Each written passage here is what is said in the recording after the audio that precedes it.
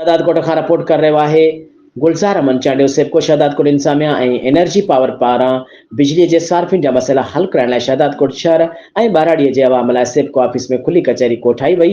खुलियल कचहरीअ में executive engineer operation सेबको division कंबर शहदादकोट अब्दुल सत्तार चन्ना, डीईओ एसडीओ सेबको मकसूद अमन शेख, अली मोहम्मद जतोई शिरकत करे बिजली जे सार्फिन जा मसइला ॿुधा ऐं हल कया। उन मौक़े ते शहरी बिजली जे घरनि बिलनि ऐं डिडक्शन लॻी अचण ऐं बिजली जी लोड शेडिंग समेत शिकायतुनि जा अंबार लगाए छॾिया।